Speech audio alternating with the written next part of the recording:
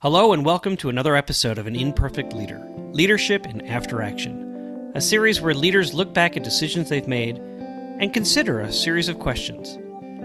I'm Peter Stiepelman, I'm your host, and I'm an imperfect leader. I spent more than 20 years teaching and leading, first in the Oakland Public Schools in Oakland, California, and then in the Midwest, Missouri to be exact, where I was a teacher and a principal and assistant superintendent and then the superintendent of the fourth largest district in the state. I'm constantly striving to learn from my experiences and from the experiences of other leaders. The aim of this podcast is to lift the learning and lift the imperfect leaders up. That way, when you hear the term imperfect, you'll see strength. Strength from the candor needed to recognize imperfection as a real advantage. Let's get started. Hello, imperfect leaders.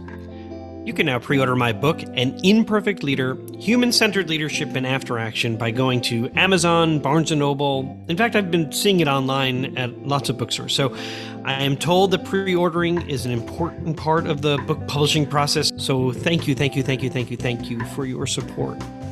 In 2013, in my first year as a superintendent, I asked community leaders to come together to talk about a radical concept. At least, I thought it was a radical concept.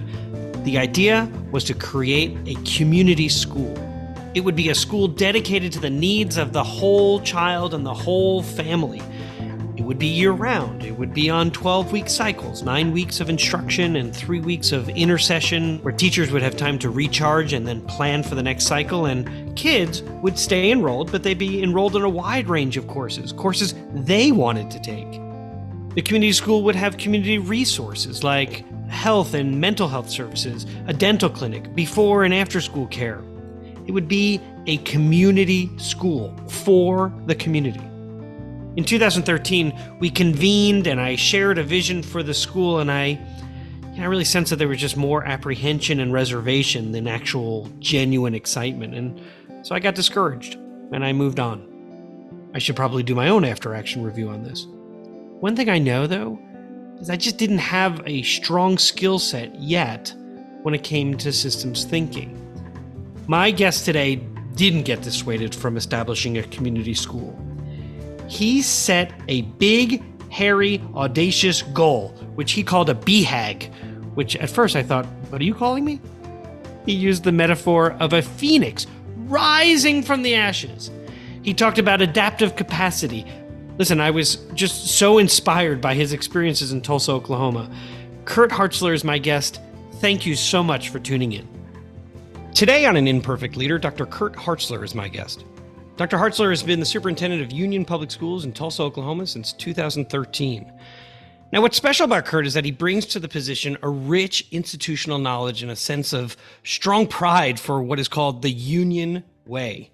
It's rooted in his extensive teaching and administrative experiences in the district. And what I mean by that is that he started at Union in 1986 as a high school social science instructor. And then through the years, he has coached, he served as a high school assistant principal, he's been the 8th grade center principal, he's been the director of secondary education, he was an assistant superintendent for teaching and learning, then he was the district's deputy superintendent, and then has been the school district superintendent. And I have learned in our pre-conversation, he is also a Mets fan. So 1986 was a good year. Kirt, welcome to An Imperfect Leader. Hey, it's great to be here, Peter. So Kirt, it's really, truly so nice to meet you. And I learned about you from an article that you wrote for School Administrator magazine about community schools. And when I read the district's biography about you, it spoke to your investment creating opportunities for children. And it said, quote, "Central to this investment is building partnerships within our community to support and enhance the lives of our students, staff, and community. And our continued success is incumbent upon the belief that together we make a difference." And I know that you know this, that often those types of phrases become slogans or mottos, and there's not a lot behind it. And yet everything I have read about Union is that together we make a difference really means that you're putting action into that phrase. And so would you mind describing what a community school is, and then how you went about building partnerships throughout your community? Well, absolutely. And you are right, Peter. When we talk about our motto, that together we make a difference, it is not just a cliche. It is something that we truly live by. And we know that really our success is going to be incumbent upon our ability to build trust, and certainly that trust comes through rich relationships that we have, not only with our students, but also with our parents, but likewise our community as well. And so we've been at this community schools work for about 20 years now. And when we launched it, it was relatively new. There were just a few cities really nationwide that were starting to look into this, what I like to call a philosophy, because it really is a philosophy or a strategy. It's not a concept. It's not just a program. It's a way of thinking. And when we launched this community school, we started, first of all, with an elementary school that was about 100% free and reduced lunch rate, and realized that the students and the families at this school, their needs were drastically different than, let's say, one of the more affluent schools that we had. So we dipped our toe into this philosophy and started to look at it. And more importantly, we really kind of started to say, what are the needs? What are the most emerging needs of our students and our families? And from there, we've really kind of been on this journey. Peter, I don't think you'll ever really fully arrive, if you will, at saying you've completed the journey of what this community schools philosophy is about. But from that, I will tell you, we have seen an amazing harvest from this investment. Primarily, the fact that the trust levels that we see now among our students, our parents, and the community members within our district is significantly higher than when we started 20 years ago. And we do actually track that and evaluate that on a yearly basis. I think that there are going to be people listening and saying, okay, so a community school, but isn't that similar to my own community, the neighborhood school that I'm in? When I think of community school, I think of what Jeffrey Canada has tried to do and has been doing in Harlem. And it sounds like you've been doing something very similar, which is everything from clinics, health clinics within your buildings, laundry facilities within your buildings, internships for parents to work in your schools and be close to their children so that their children's attendance increases. I imagine there are certain things like that. Is that similar to what you did? That is exactly. As a matter of fact, when we first decided to again dip our toes into this work, that was one of the first places, Peter, that we visited was the Harlem Children's Zone, and had an opportunity to visit with Jeffrey Canada to say, tell us about what you've created here. I mean, we see it in action, but tell us maybe the mistakes that you made along the way. And if anything, what we realized, it was kind of an eye-opening experience for us, was that, and I reflected back on my career, that I think too often the dominant narrative about public education has not been about the community. And we talk about, our schools, are in the community. We all know this about great schools, is that great communities have great schools, and great schools have obviously great communities. And so there's this symbiotic relationship that exists. What we realized that about 10 years after we started doing this work around the community schools, we also launched this amazing kind of this BHAG, this big, hairy, audacious goal of saying, we want to distinguish ourselves as a public school system, as an urban school system, to say that we're gonna go after this 100% graduation, college and career ready goal.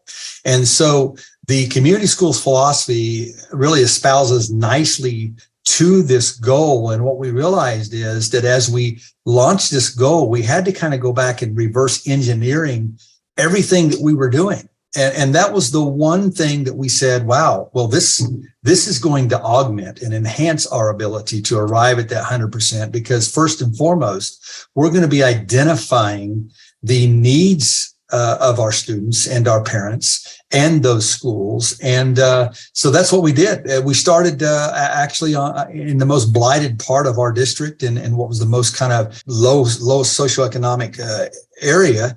And we said, we're going to create a Phoenix here. And so we actually raised the school, we leveled the school, and we built a brand new $32 million elementary school that we said is going to be this most dynamic facility that we have in the district.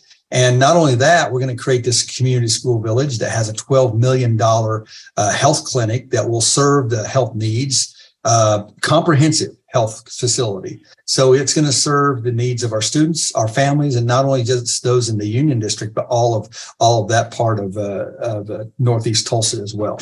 So you give me a few things to think about. First, it would be really nice if Jeffrey Canada then joined this show to talk about his looking back on his own decisions on the Harlem Children's Zone. So, well, we'll send this to him.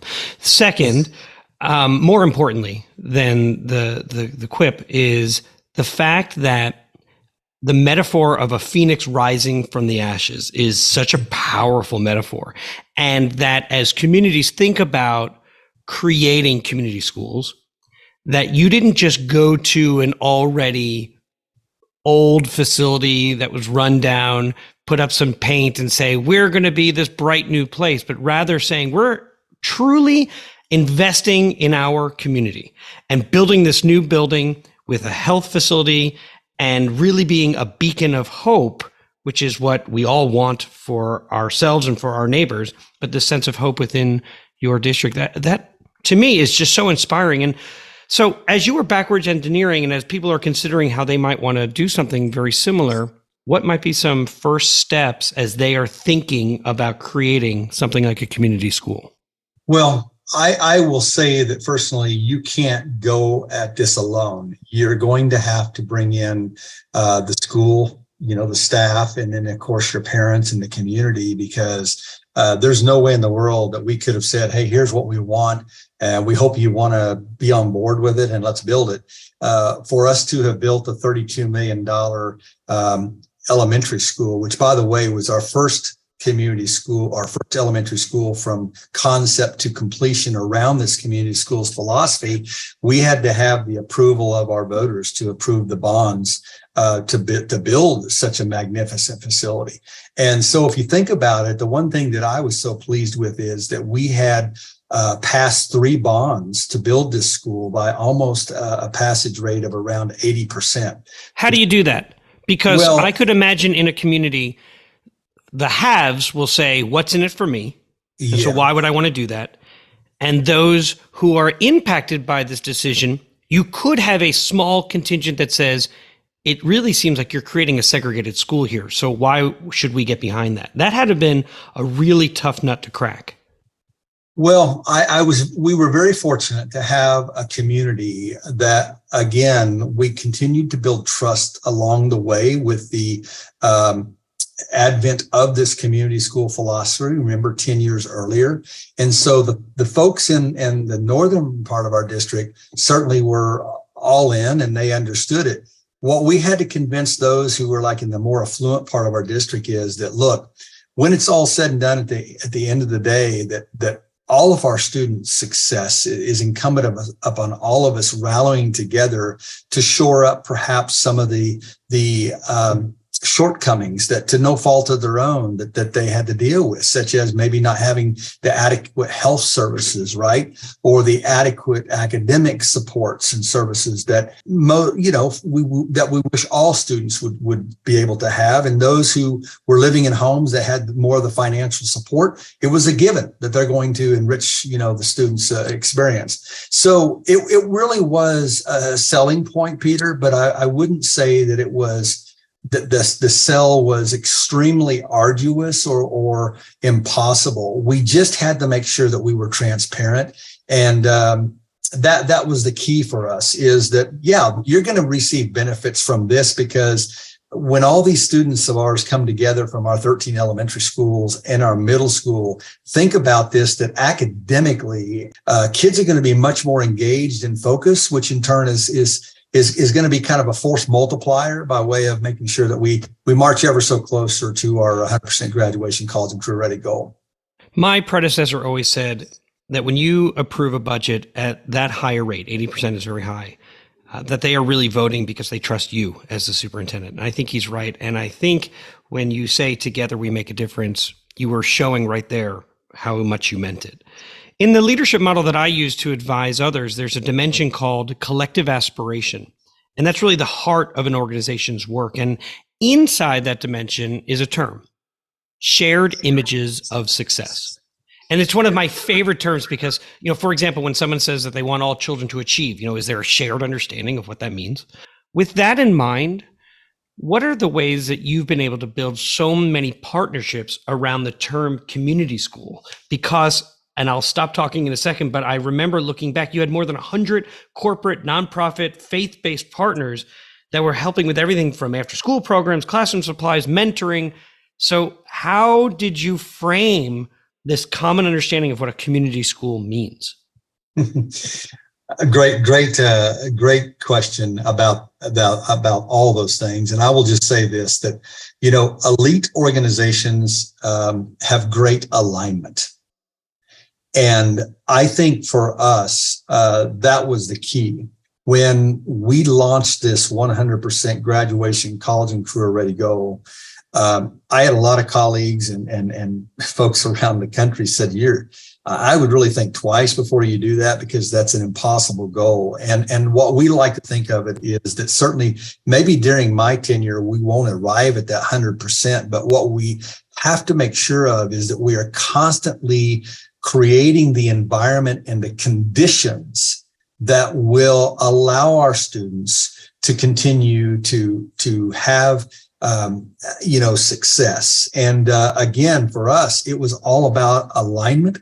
And so when we shared that message with obviously all of these business partners and organizations and faith-based organizations, that's the other thing I would encourage school leaders to not neglect, is the power of your faith-based partners within your respective schools and communities. They bought into it. Now I won't say that it was easy maybe at first, but it's like a factoring effect. Once one or two joined, then there was a little competition among some of these other organizations and agencies or faith-based partners to say, well, hey, if this church is now a part of this, or this automotive group, or this business here is working, then we want to be a part as well. So again, it goes back to this idea that our success as a district is going to be incumbent upon the success of others, everybody around us, and so that was a key for us.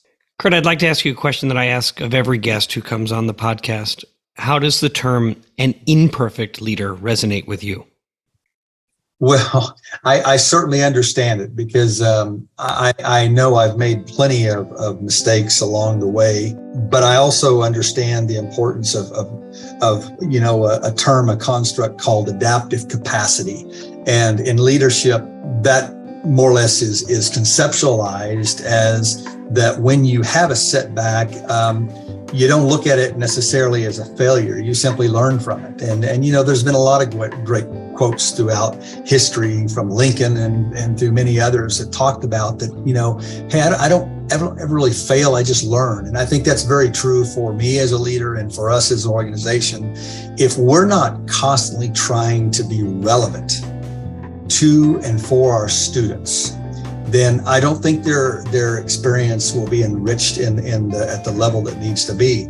I would just say to any school superintendent or any leader that having setbacks, are going to be part of the business. Truly, if you are being a dynamic and an innovative leader, you better expect some of those. But the key, I think, is to have the emotional intelligence and the mindset to listen.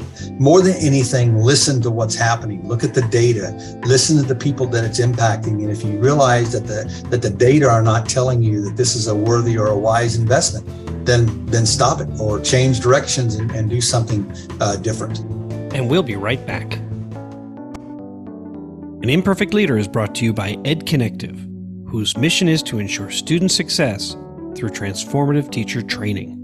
EdConnective helps teachers move from awareness about strategies and frameworks to successful and consistent implementation. Their friendly coaches celebrate classroom success with teachers, and with concrete classroom data, support teachers in their growth, one step at a time. I've been thinking about this a lot. During the pandemic, student teachers didn't get a chance to do their student teaching with children. They just started teaching in classrooms. And they need help.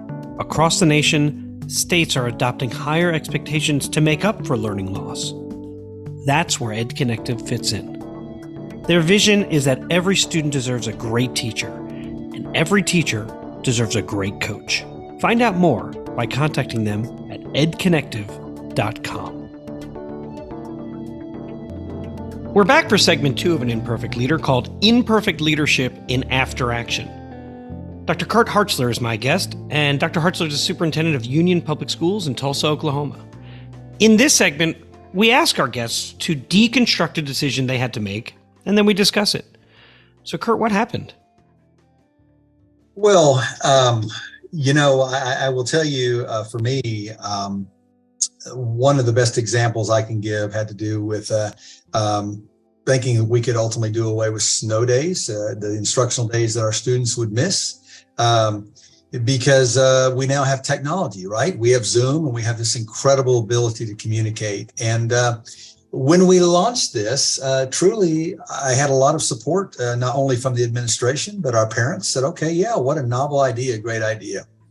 The problem was that obviously the first year we did it, we kind of blamed it on, all right, there's going to be a little learning curve with this. But then the second year we continued to try to do this. What we realized is that we were noticing that the quality of learning that we were expecting, collectively speaking, throughout our district of roughly 15,000 students was not at the level or the standard that we were expecting.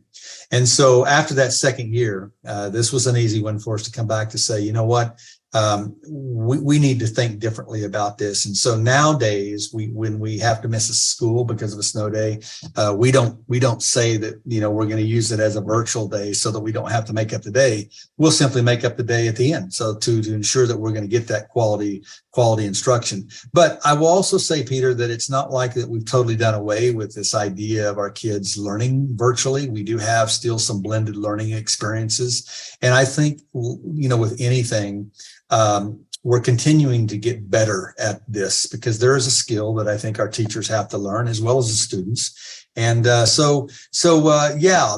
just one of the more recent examples. But trust me, after 38 years, I'm sure I could sit down and give many more examples of the failures or the setbacks that I've had. Because again, setbacks, I never really think that a failure is a person. It's just simply an event, and we learn from them, or at least we should be as leaders. This is a really good topic.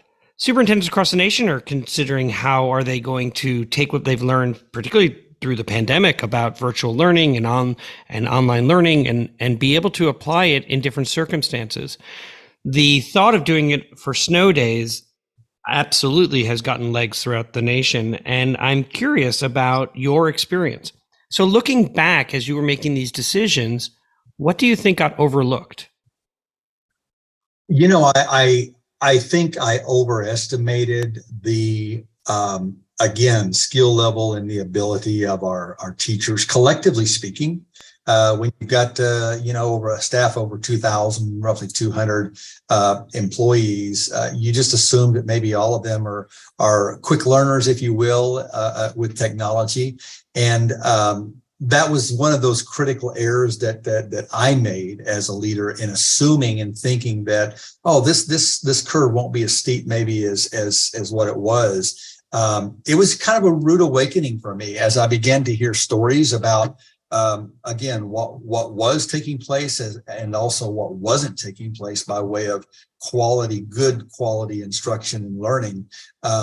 The data. I mean, when we started to look at our data and notice that, and also not just quantitative, but also qualitative, and asking parents and students, what has your experience been like with this virtual learning day? And it was not, I would say it was not positive.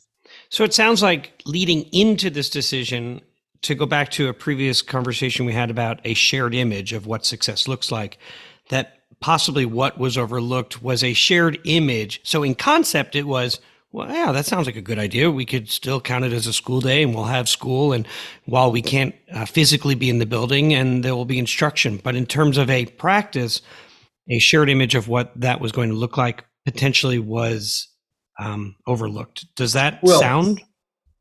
True. I would kind of go back and even say this, that the one thing that we didn't do, or I didn't do as a leader, is I didn't reverse engineer this decision.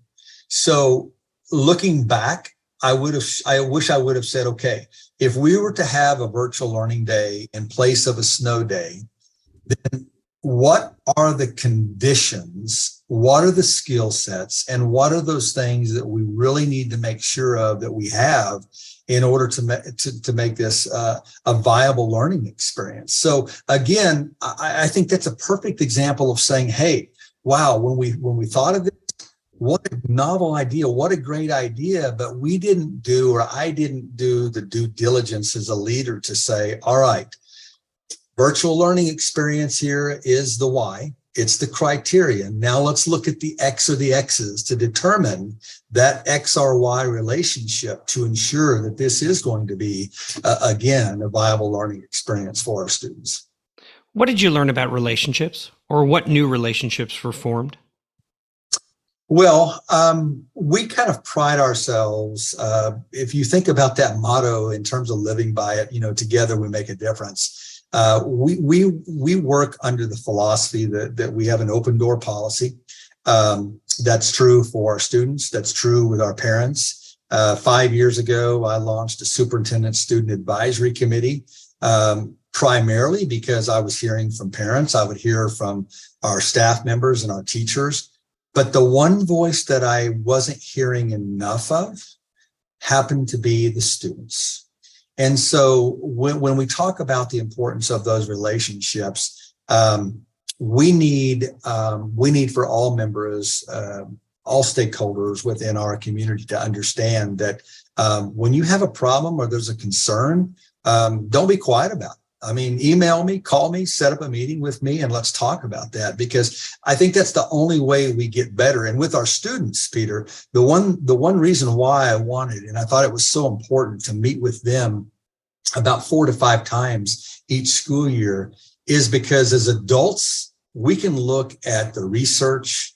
We can sit down as adults and think about what should be the best, programs for our kids.